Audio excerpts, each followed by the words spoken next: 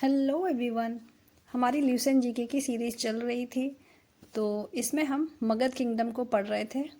तो last classes में हमने मौर्यन एम्पायर को पढ़ा था और इसमें हमने मौर्यन एम्पायर के फाउंडर यानी कि चंद्रगुप्त मौर्य और उनके बेटे बिंदुसार के बारे में पढ़ चुके थे।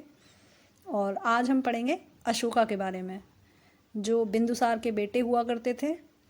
तो जैसा कि हमने लास्ट क्लास में देखा था कि चंद्रगुप्त मौर्य ने 321 बीसी से 297 बीसी तक रूल किया था। बिंदुसार ने 297 से 272 बीसी तक रूल किया था। और फिर मगध के सम्राट बने अशोक, जिनको अशोका द ग्रेट भी बोलते हैं। और इन्होंने 268 से 232 बीसी तक रूल किया था। तो अशोका के रूल में क्या हुआ था, जो मौर्यन एम्पायर था अपने क्लाइमेक्स पे पहुंच चुका था। तो अब बात करते हैं बिंदुसार के रूल के टाइम, जब क्या था, अशोका जो थे उज्जैन के गवर्नर हुआ करते थे और उनके बड़े भाई सुशीम जो थे वो तक्षशिला के गवर्नर हुआ करते थे। तो जब तक्षशिला में रिवोल्ट हुआ तो सुशीम जो थे रिवोल्ट को कंट्रोल नहीं कर पाए और रिवॉल्ट को जो क्या था सप्रेस करने का काम उनका था, बट वो नहीं कर पाए। तो इस वजह से जो था अशोका को तक्षशिला भेजा गया और अशोका ने रिवॉल्ट को सप्रेस करके खुद को एक योग्य राजा बनने योग्य साबित कर दिया। तो फिर 272 बीसी में क्या हुआ, बिंदुसार की डेथ हो गई। और डेथ के बाद क्या था, बिंदुसार के बेटों में एक वॉर ऑफ सक्सेशन हुआ जो मगध के थ्रोन के लिए हुआ था। यानी कि अब गद्दी पे कौन बैठेगा बिंदुसार के बाद। तो यहाँ पे क्या था, वॉर ऑफ सक्सेशन में एट लास्ट क्या हुआ, अशोका की जीत हुई और वो मगध के राजा बन गए। और इस सक्सेशन वॉर जो था उसमें क्या था, बिंदुसार के जो मिनिस्टर थे राधा गुप्ता, उन्होंने क्या था अशोका की हेल्प की थी। तो और यहाँ तक कि बोला जाता है, जो सिलोनीज क्रॉनिकल है जो कि श्रीलंका का लिटरेचर है, देव वामसा और महावामसा, इसमें बोला गया है कि अशोका ने अपने 99 भाइयों को मार के सत्ता हासिल की थी। तो यहाँ पे फाइनली क्या होता है, अशोका जो थे वो गद्दी पे आ चुके थे। तो अब बात करते हैं अशोका के एम्पायर की।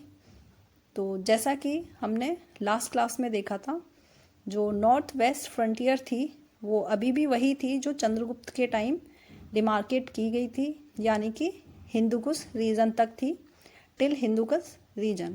ठीक है।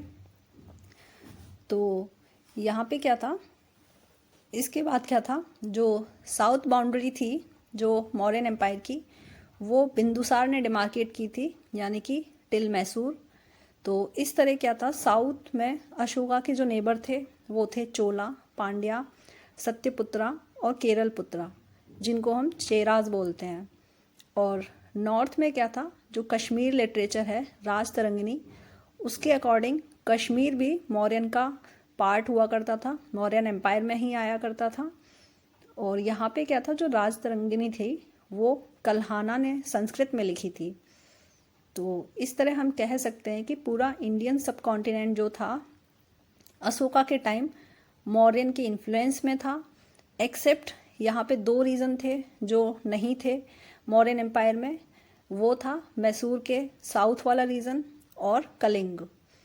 तो यहाँ पे जो कलिंग था वो एक पावरफुल रीजन था और अशोका के इन्फ्लुएंस में नहीं था। तो इस तरह क्या हुआ, जो कलिंग जो था अशोका का राइवल स्टेट बन गया। और फिर कलिंग को जीतने के लिए अशोक ने 261 बीसी में एक वॉर किया, जिसको कलिंग वॉर भी बोलते हैं। और इस तरह क्या हुआ, ये जो कलिंग वॉर था वो अशोका के राजा बनने के 8 साल बाद लड़ी गई थी और यहाँ पे कलिंग वॉर में अशोका की जीत हुई थी। बट क्या हुआ था, इस वॉर में एक लार्ज स्केल में मारकाट हुई थी, मैसेकर हुआ था, और जिसकी वजह से जो था अशोका जो था वो काफ़ी परेशान हो गए थे और उनका क्या था, हृदय परिवर्तन हुआ। और फिर उन्होंने पश्चाताप करने के लिए अशोका ने बुद्धिज़्म को अडॉप्ट कर लिया और फिर उन्होंने सोचा कि मैं अब वॉयलेंस की राह पे नहीं चलूँगा, सिर्फ नॉन वॉयलेंस को फॉलो करूँगा। तो अशोका ने बुद्धिज़्म को उपगुप्त के इन्फ्लुएंस में अडॉप्ट किया था। जो उपगुप्त थे उनको मोगली पुत्ता तिस्सा भी कहा जाता है। तो बुद्धिज़्म को अडॉप्ट करने के बाद अशोका ने नॉन वायलेंस फॉलो करने लगे और फिज़िकल कॉन्क्वेस्ट की पॉलिसी को छोड़ दिया, और यानी कि जो भेरी घोष था उसको धम्मा घोष पॉलिसी से रिप्लेस कर दिया गया। यानी कि अब वो धम्मा से जीतेंगे, और बुद्धा से एसोसिएटेड जो प्लेसेस थी उनको भी विजिट करना स्टार्ट कर दिया अशोका ने, और दूसरी कंट्रीज़ में भी बुद्धिज़्म को स्प्रेड करने लगे। तो यहाँ पे दूसरी कंट्रीज़ में जो स्प्रेड करने के लिए उन्होंने कई सारे मिशंस भेजे थे। जैसे कि श्रीलंका में अशोक ने अपने बेटे महेंद्र और बेटी संघमित्रा को भेजा था बुद्धिज़्म को स्प्रेड करने के लिए। और फिर अशोका ने पॉलिसी ऑफ धम्मा को डेवलप किया, और धम्मा जो था एक कोड ऑफ कंडक्ट था जिससे क्या था, राज की प्रजा और मॉडर्न ऑफिसर्स जो थे वो फॉलो कर सकें और एक बेहतर लाइफ जी सकें। तो पॉलिसी ऑफ धम्मा जो थी वो बुद्धिस्ट प्रिंसिपल से रिलेटेड नहीं थी, ये अशोका का खुद का एक इन्वेंशन था ताकि लोग एक बेहतर और शांति से लाइफ जी सकें। देन क्या था, पॉलिसीज ऑफ धम्मा जो थी वो सेक्टेरियन फेथ नहीं था। तो इसका उद्देश्य क्या था, एक सोशल ऑर्डर को मेंटेन करना था फॉर बेटर लाइवलीहुड।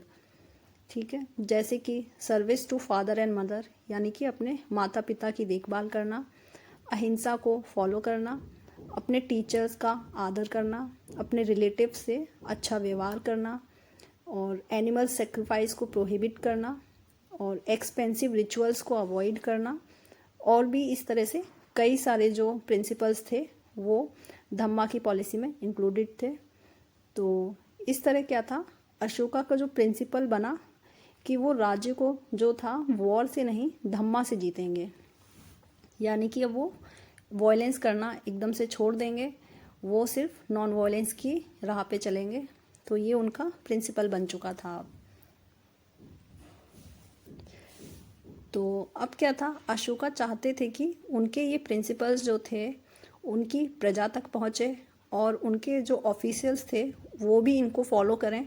तो इसलिए अशोका ने ये प्रिंसिपल्स को बड़े पत्थरों में लिखवा दिया, और इन इंस्क्रिप्शंस को क्या, रॉक एडिक्ट्स कहा गया। ठीक है, तो यहाँ पे आज के लिए बस इतना ही। तो नेक्स्ट क्लास में हम अशोका के रॉक एडिक्ट्स के बारे में देखेंगे। तो पढ़ते रहिए। Thank you everyone.